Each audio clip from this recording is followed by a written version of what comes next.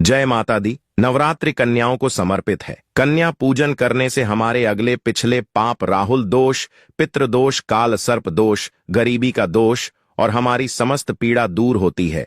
दुख दर्द दूर होते हैं, हर कष्ट दूर होते हैं, गृह क्लेश हमारे जीवन से हमेशा के लिए दूर हो जाते हैं। पितृदोष मनुष्य के ऊपर एक बार लग जाए तो वह घर नष्ट हो जाता है। मृत्यु घर में होती रहती है तो पितृदोष भी यहां पर दूर हो जाता है।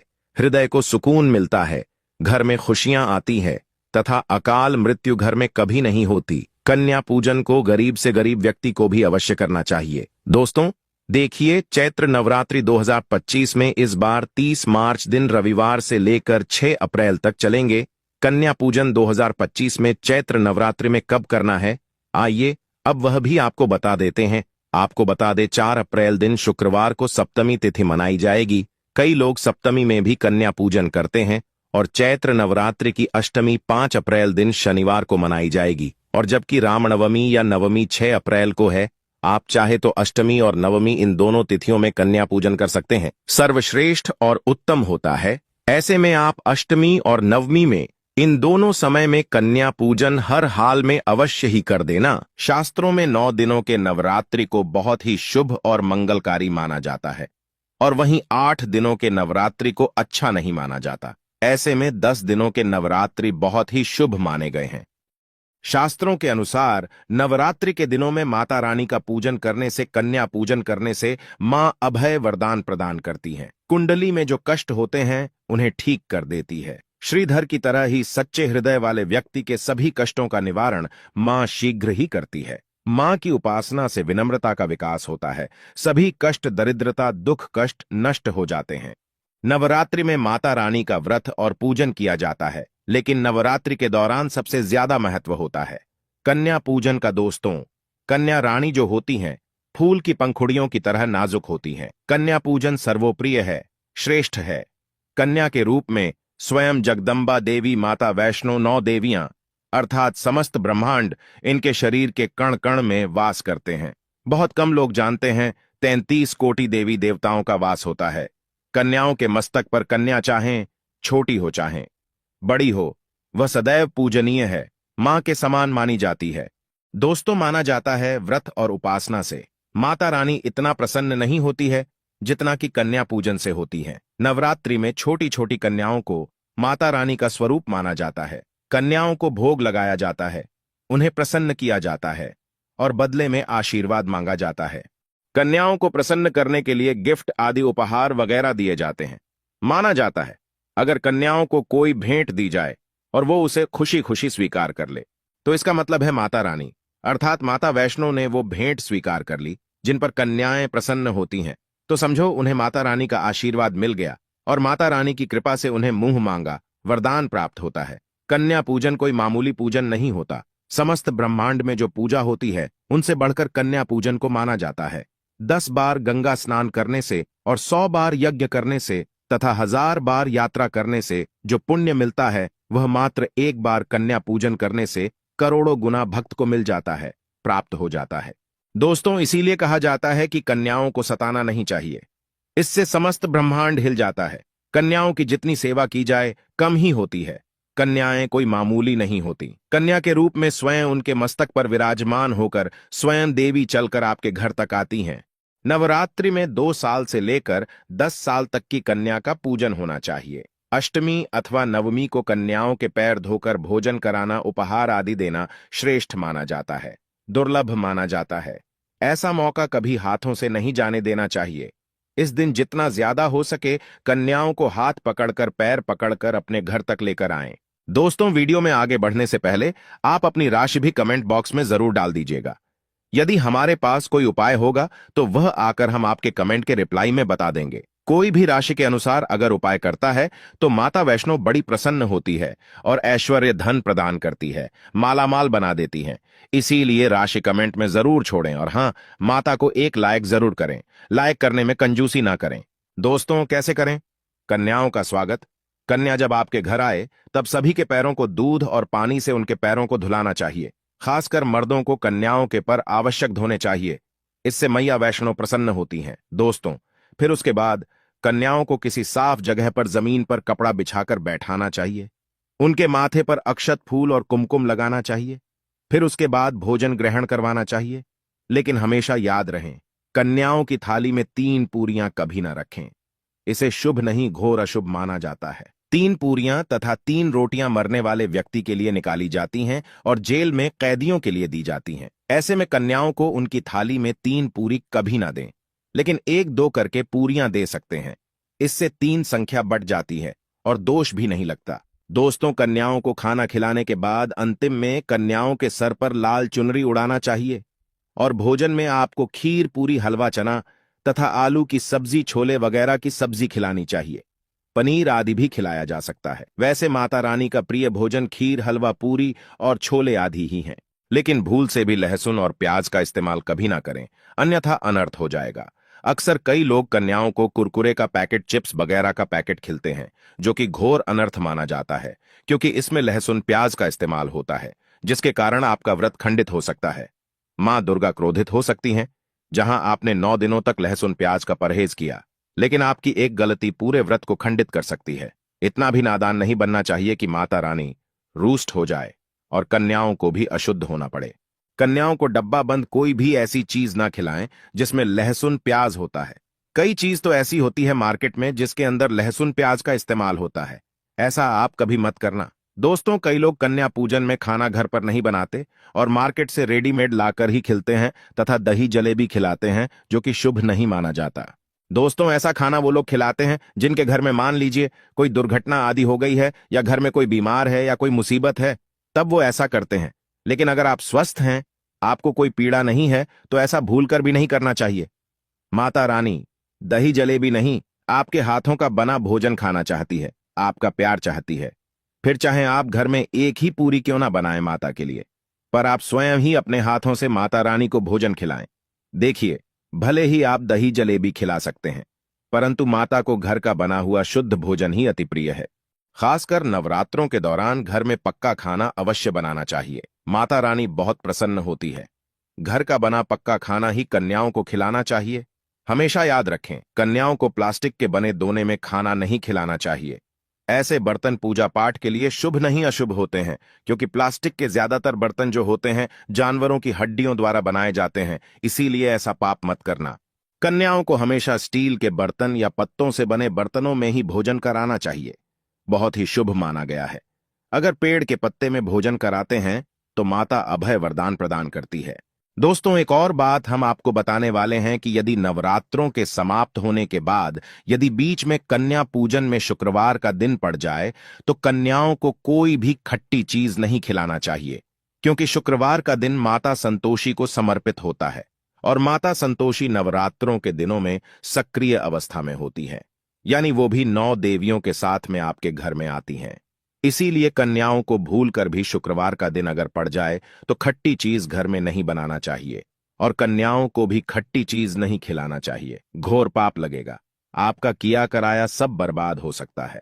खट्टी चीजों से माता संतोषी रूष्ट हो सकती हैं, चिढ़ सकती हैं, आपको श्राप दे सकती हैं, इसीलिए नादान ना बने। दोस्तों, भोजन कराने के बाद कन्याओं की थाली में एक लौंग जरूर रखना चाहिए, क्योंकि लौंग देवी शक्ति तथा दुर्गा मां को बहुत प्रिय है। लौंग माता शक्ति का प्रतीक होती है। लौंग में नव दुर्गा का वास होता है। इन 9 दिनों में माता रानी को लौंग का भोग ही लगाया जाता है, तो खाना खाने के बाद कन्याओं को लौंग अवश्य अर्पित करें। माता रानी को अमृत से बढ़कर लौंग प्रिय है, इसीलिए कन्याओं को थाली में चुपचाप एक लौंग जरूर रख दें। आपका भाग्य चमक जाएगा। माता लक्ष्मी आपके जीवन में धन की कोई भी कमी नहीं होने देंगी। दोस्तों, आपको बता दें, कन्याओं को उपहार में क्या दें। कन्याओं को खुश करने के लिए उनकी थाली में दक्षिणा डालें, ताकि आपके घर में संपन्नता बनी रहे तथा धन की कोई भी कमी ना हो। कन्या जब आपके घर से खुशी खुशी धन लेकर जाती है, तो वह भी आपको खुशी खुशी कई गुना आपको धन प्रदान करती है। इस समय कंजूसी मत करना, खुशी खुशी कन्याओं को धन अवश्य देना। कन्याओं को कोई सुंदर गिफ्ट दे सकते हैं। शास्त्रों में बताया जाता है कि कन्या जितना खुश होती है, माता रानी उतना ही जल्द फल की प्राप्ति प्रदान करती है। ऐसे में आप कन्याओं को चॉकलेट बॉक्स दे सकते हैं तथा खूबसूरत कपड़े दे सकते हैं।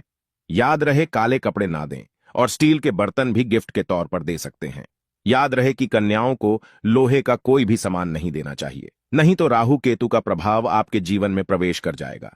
राहु काल तथा राहु दोष आपको लग जाएगा, आप बर्बाद भी हो सकते हैं। दोस्तों, जब कन्या अपने घर के लिए प्रस्थान करें तो उनके चरण जरूर छू लें और अपने मन में अपनी प्रार्थना को पूरा करें। सच्चे दिल से मांगी हुई मुराद माता रानी अवश्य ही पूरी करती है। सच्चे दिल का मतलब होता है मन में कोई भी लालच ना हो, और अगर वो लालच माता को पाने के लिए बन जाए तो उसे बोलते हैं सच्ची श्रद्धा और सच्ची भक्ति। ऐसी भक्ति के आगे स्वयं 33 कोटि देवी देवता आपको नमस्कार करते हैं। दोस्तों, नवरात्रों के दिनों में अगर मिल जाए आपको ये संकेत तो समझो, माँ दुर्गा आपके घर में आ चुकी हैं। ये संकेत बताते हैं माँ दुर्गा का आशीर्वाद आपको प्राप्त होने वाला है। तो आइए शुरू करते हैं। दोस्तों, पहला संकेत, जब आप कलश स्थापना करते हैं तो जौ से निकली हरियाली बहुत ही शुभ मानी गई है। कहा जाता है कि जौ से निकली हरियाली हमारे भविष्य में होने वाले अच्छे और बुरे होने का संकेत देती है। ये सभी बातें हमारे आने वाले साल का भविष्य बताती हैं। यदि आपने जौ बोए हैं और वो किसी कारणवश नहीं हो पाए हैं तो ये संकेत बड़ा ही मनहूस माना गया है। कहा जाता है कि नवरात्रों में जौ अगर सूख जाते हैं या बढ़ते नहीं हैं तो आपको समझ लेना चाहिए कि ये साल आपका खराब होने वाला है तथा घर में कोई बीमारी आने वाली है, या दिन दुगनी रात चौगुनी आपकी कम होने वाली है या घटने वाली है। दोस्तों, ये धन हानि का संकेत माना गया है, क्योंकि आपने कोई ना कोई गलती ऐसी कर दी होगी जिसके कारण माता रानी नाराज हो गई हैं। इसीलिए माता से आप क्षमा अवश्य मांग ले। माँ अपने भक्तों को अवश्य माफ करती है। एक माँ ही होती है जो अपने बेटे को, अपने लाल को हर गलती पर माफ करती है। लेकिन ऐसा बेटा किस काम का जो माँ से माफी ना मांगे। इसीलिए माता रानी से अपनी गलती की माफी अवश्य मांग लें।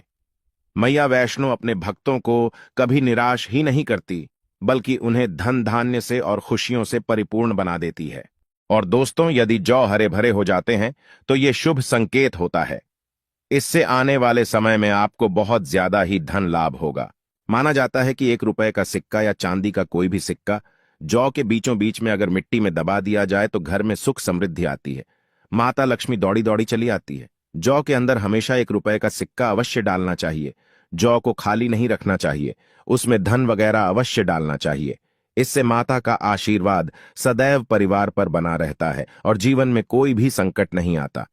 खाली जौ मतलब धन भी खाली, खुशियां भी खाली ही मिलेंगी। दोस्तों, नंबर 2, यदि आपकी नींद नवरात्रों के दौरान सुबह 4 बजे के आसपास खुलती है तो इसे बड़ा ही शुभ संकेत माना जाता है, क्योंकि ये समय ब्रह्म मुहूर्त कहलाता है। इस समय देवी शक्ति अपने सच्चे भक्तों को ही जागती है। इस समय उठाना मतलब माता की कृपा प्राप्त करने के बराबर माना गया है।